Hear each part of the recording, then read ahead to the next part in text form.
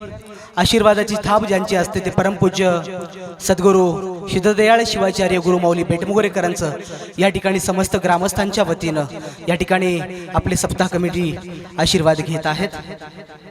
संत शिरोमणी मन्मथ स्वामी महाराज की जय। जगज्योती महात्मा बसवेश्वर महाराज की जय। राष्ट्रसंत सद्गुरू शिवलिंग शिवाचार्य महाराज की जय। सिद्धदयाळ शिवाचार्य महाराज की जय।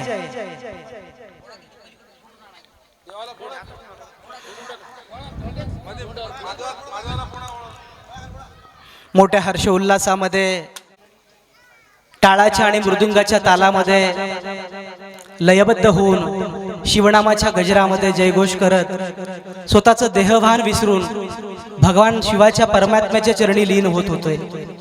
या आनंदाच्या सोहळ्यामध्ये मागची अनेक दशकं ज्या आपल्या पूर्वजांनी जो काही ठेवा घालून दिलाय, मूळ पूर्वजांचा ठेवा आम्हा बालकासी मेवा, अगदी त्याचप्रमाणे आपल्या भागाचं आध्यात्मिक क्षेत्राचं भूषण असणारी जी गुरुमाऊली राष्ट्रसंत सद्गुरू शिवलिंग शिवाचार्य महास्वामीजी अहमदपूरकर अप्पाजींचा ज्यांना फार मोठा सहवास लाभला, अतिशय जबाबदारीनं आणि अंतकरणानं तुम्हाला बोलत असताना सांगावं वाटतं, शिवलिंग बादशाह बेटमुगरेकर मठ संस्थान आपल्या भागामध्ये आहे, हे सगळं आपल्या सगळ्यांचं अहोभाग्य आहे।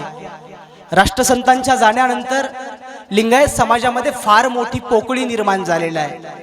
आपल्या पुढे खूप मोठे धार्मिक संकट आहेत। या संकटाचा सामना करत असताना आदरणीय परमपूज्य सिद्धदयाळ शिवाचार्य बेटमुगरेकर गुरुमाऊली आपल्याला नेहमीच मार्गदर्शन करत असतात। अखंड शिवनाम सप्त्याच्या कार्यक्रमामध्ये ते सहभागी होत असतात।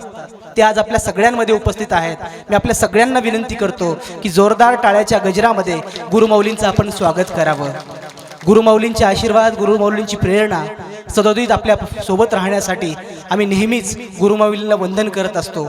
आदरणीय गुरुमाऊलींना मी विनंती करतो की उपस्थित सद्भक्तांना आशीर्वचन द्यावं। आदरणीय गुरुमाऊली। परम सुखदम केवलम ज्ञानमूर्ति द्वंद्वातीतं गगन सदृशम तत्वमस्यादि लक्ष्यम एकम नित्यम विमलमचलम सर्वधी साक्षिभूतम भावातीतं त्रिगुणरहितं सद्गुरुं तं नमामि। अज्ञानतिमिरान्धस्य ज्ञानाञ्जनशलाकया चक्षुरुन्मिलितं येन तस्मै श्रीगुरवे नमः। तस्मै श्रीगुरवे नमः। तस्मै श्रीगुरवे नमः। परमशिव भक्तांचं गाव असलेलं ताकबीड, खर तर बीड या शब्दाचा अर्थ जर पाहिला, सैन्याचं तळ असं कन्नड भाषेमध्ये होत असतं आणि या भागामध्ये तळबीड म्हणतात, ताकबीड, गंगनबीड असे अनेक बीड आहेत। कर्नाटकातही बीड आहेत, हळे बीड, हळे म्हणजे जुन्ना, जुन्ना आपण खुर्द बुजुर्ग म्हणतो ना, मोठं बीड छोटं बीड। आणि भव्य दिव्य असं शिवालय निर्माण झालं। योगायोगानं या शिवमंदिराच्या भूमिपूजनापासून कलशारोहणाचा साक्षीदार मीच आहे आणि सुंदर अशा या मंदिराच्या पवित्र अशा परिसरामध्ये हा गेल्या 7 दिवसापासून नामयज्ञ सुरू आहे। आधुनिक काळामध्ये नाम हाच यज्ञ आहे, मुद्दा मी नामयज्ञ म्हणतो। आणि आजचा 7वा दिवस, आणि आजचा 7वा दिवस म्हणजे खूपच घडामोडीचा दिवस आहे। सकाळी पारायण समाप्ती आहे, दुपारी गाथा भजन समाप्ती झाली, टाळारतीचं कीर्तन झालं, लगेच शिवपाठ असेल, कीर्तन असेल, आहे संध्याकाळचं। त्यामध्येच तुमचा वेळ मी घेतलेला आहे मुद्दाम। आणि म्हटलं या निमित्तानं का होईना ताकबीडकरांशी संवाद साधावा आणि तुम्हा सर्व शिवभक्तांशी. आता मी सांगितल्याप्रमाणे खरोखरच ताकबीड शिवभक्तांचं गाव आहे.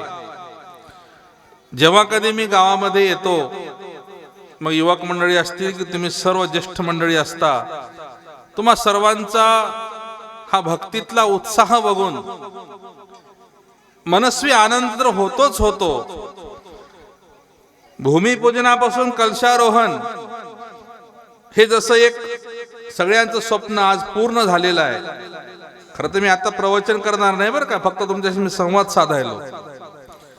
तसं आता तुमच्या गावामध्ये क्रांती सूर्य जगज्योती महात्मा बसवण्णांचा एक पुतळा व्हावा, अशी जशी तुमची इच्छा आहे तशी माझी अपेक्षा आहे. तुमची केवळ इच्छा असेल, माझी अपेक्षा आहे. आणि त्या माध्यमातून मला समजलं की आमची नवतरुण मंडळी, काही सगळे मंडळी बरेचशी वाटचाल सुरू झालेली आहे. कोणी वर्गणीची तयारी करायला, कोणी जागेची तयारी करायला.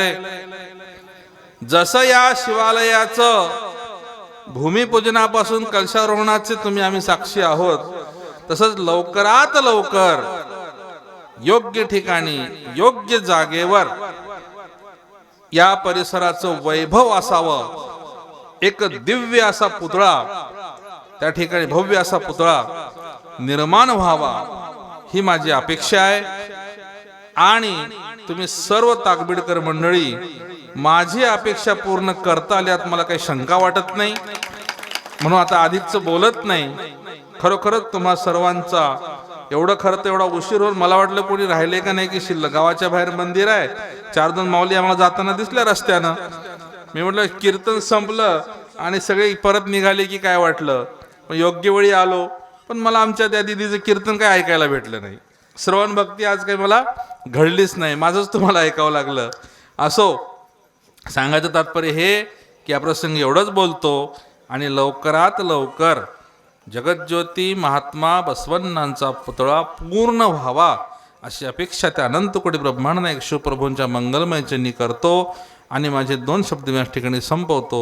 ओम शांती शांती शांती. तुम्ही इथे येणार ते मला माहितीच नाही. आदरणीय आप्पाजींनी जे काही अपेक्षा ताकबीड ग्रामस्थांकडून व्यक्त केलेल्या आहेत, ज्याप्रमाणे शंभू महादेवाचं शिवालय आपल्या ग्रामामध्ये उभं राहिलं, आज आपल्या गावाचं वैभव आहे ते शंभू महादेवाचं मंदिर. ज्यावेळी बाहेरगावावरनं लोक या ठिकाणी येतात, या परिसराचा झालेला विकास पाहतात, शिवालय पाहतात आणि त्यांना अभिमान वाटतो, ते सहजच बोलून जातात किती सुंदर हे रमणीय स्थळ झालंय. अगदी त्याप्रमाणे गुरुमाऊलींनी अपेक्षा करावी. आपल्या संप्रदायामध्ये गुरुला विशेष महत्त्व आहे. गुरुनी सांगावं आणि शिष्यानं ते करावं. अगदी त्याचप्रमाणे ताकबीडमध्ये येणाऱ्या काळामध्ये इथली नवतरुण मंडळी आणि ज्येष्ठ मंडळी जगज्योती महात्मा बसवण्णांचा पुतळ्याचा संकल्प आजच्या दिनी करतील आणि येणाऱ्या काळात पुतळा उभा राहील, ही गुरुमाऊलींना ग्वाही देतो. आणि आपण आम्हा सगळ्यांच्या या आनंदाच्या सोहळ्यामध्ये उपस्थित झालात गुरुमाऊली,